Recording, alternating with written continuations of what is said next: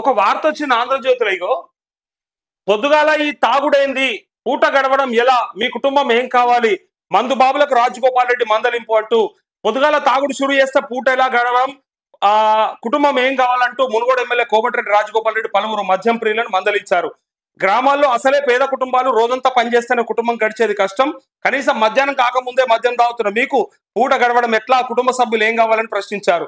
మద్యం దుకాణాల పర్మిట్ రూముల్లో ఉదయం 11 గంటలకే మద్యం తాగుతున్న వారికి ఎమ్మెల్యేల క్లాస్ తీసుకున్నారు. సోమవారం నల్గొండ జిల్లా మునుగోడు నియోజకవర్గ కేంద్రంలోని మద్యం దుకాణాలను ఎమ్మెల్యే రాజగోపాల్ రెడ్డి కాంగ్రెస్ శ్రేణులతో కలిసి ఆకస్మికంగా తనిఖీ నిర్వహించారు. వివిధ దుకాణాల్లో విక్రయానికి సిద్ధంగా ఉంచిన మద్యం సీసాలను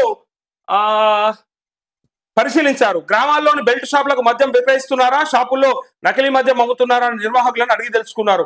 పర్మిట్ రూమ్లను తనిఖీ చేస్తున్న క్రమంలో ఉదయం 11 గంటలకే పలువురు మద్యం తాగుతూ కనిపించారు. దీంతో వారిని తీవ్రంగా మందలించి అక్కడి నుంచి పంపించి వేశారు. అట్లే పర్మిట్ రూమ్లను ఉదయం తెరవడం పట్ల నిర్వాహకులపై ఆగ్రహం వ్యక్తం చేశారు. వాటిని సాయంత్రం మాత్రమే తెరవాలని సూచించారు. అనంతరం ఎక్సైజ్ అధికారులతో సమీక్షించారు.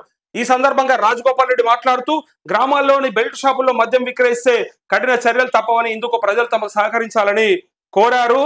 అంటూ బెల్ట్ షాపులని పూర్తిగా ఎత్తేసిన మండల పరిధిలోని గుండ్లోరిగూడెం గ్రామ కమిటీ సభ్యులని సన్మానించారు అని చెప్తా ఉన్నాడు కోమటిరెడ్డి రాజగోపాల్ రెడ్డి. అయితే ఏమంటా ఉన్నాడంటే, పొద్దుగాల పూట ఈ తాగుడైంది తప్పు కదా, ఇంత పొద్దుగాల తాగితే మీ కుటుంబాలు ఎట్లా అనేది బ్రహ్మాండంగా అడిగిండు. ఈ అడగడం అనేది రాష్ట్రంలో అన్ని చోట్ల కూడా ఇట్లనే ఉన్నదనుకో నిజంగా తగ్గిపోతాయి. ఈ బెల్ట్ షాపులే కానీ ఇప్పుడు ఇట్లా ఉన్న సమస్యలు కానీ తగ్గిపోతే కుటుంబాలు ఎట్లా ఉండాలి, ఎట్లా బాగుపడాలి అని చెప్పడానికి ఎమ్మెల్యే గారు ప్రయత్నం చేసినట్టు చూస్తా ఉన్నాం.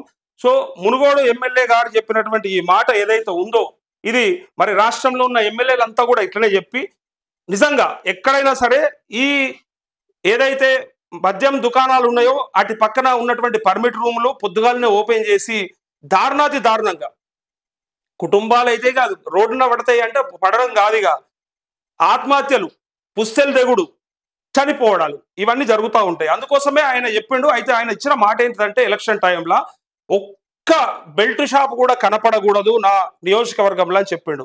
అయితే కొంతమందిని అడిగితే ఏం చెప్పారంటే లేలే ఇంకా నడుస్తున్నాయి బెల్ట్ షాపులు, అట్లా లేకుండా ఏమి లేవని చెప్పారు. అయితే బెల్ట్ షాపులు లేని ఊరు ఏదైతే ఉందో ఆ ఊరు ఈ గుండ్లోరిగూడెం అనే గ్రామం ఏదైతే ఉందో ఆ గ్రామంలో ఆ కమిటీ సభ్యులను కూడా సన్మానించారని చెప్పిండు. సరే ఒకసారి రాజగోపాల్ రెడ్డి గారితో కూడా మాట్లాడే ప్రయత్నం చేద్దాం. దాంతో పాటు తను రుణమాఫీకి సంబంధించి ఏమన్నా చెప్తాడేమో కూడా చూద్దాం. ఫోన్ ట్రై చేస్తా ఉన్నాం, మనము లిఫ్ట్ చేస్తే నేను ఖచ్చితంగా అడిగే ప్రయత్నం చేస్తా. అదే రింగ్ అవుతా ఉంది, వెయిట్ చేస్తా ఉన్నాం మనం. పొద్దుగాల పూట ఈ తాగుడేదని అడుగుతున్నట్టు.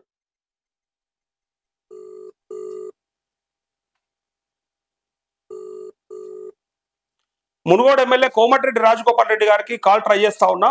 ఒకవేళ లిఫ్ట్ చేస్తే ఈ విషయంతో పాటు మునుగోడు నియోజకవర్గంలో బెల్ట్ షాపులు ఒక్కటి కూడా ఉండొద్దు, మొత్తం తీసేయాలని ఎక్సైజ్ శాఖకు ఆదేశాలు ఇచ్చి పైగా ఎక్కడ కూడా పెట్టొద్దు అని చెప్పేసి కఠిన చర్యలు తీసుకుంటామని చెప్పినటువంటి రాజగోపాల్ రెడ్డి గారు మరి అది వాస్తవమా, నిజంగా జరుగుతుందా? అట్లే మునుగోడు నుంచి మనకు చాలా మంది రైతులు కూడా కాల్ చేశారు. మరి నిజంగానే రుణమాఫీకి సంబంధించి మరి ప్రభుత్వం ఏం డిసిషన్ తీసుకోబోతుంది అనేది కూడా ఎమ్మెల్యే గారిని అడిగే ప్రయత్నం చేద్దాం. కాంగ్రెస్ ఎమ్మెల్యేలు అంత ఈజీగా రెస్పాండ్ కారు. ఇప్పుడు కారణం ఏంటంటే అధికారంలో ఉన్నారు కదా. చూద్దాం, ప్రతిపక్ష ఎమ్మెల్యే అయితే టక్కన మాట్లాడతారు. ఇక కాంగ్రెస్ ఎమ్మెల్యే 2 సార్లు చేసినా లిఫ్ట్ చేయలేడు. లిఫ్ట్ చేసినప్పుడు మనం అడుగుదాం, మనమేం విడిచిపెట్టేది లేదు. లిఫ్ట్ చేయలేరు కదా అని చెప్పి విడిచిపెట్టేది ఏం లేదు, మాట్లాడదాం ఖచ్చితంగా.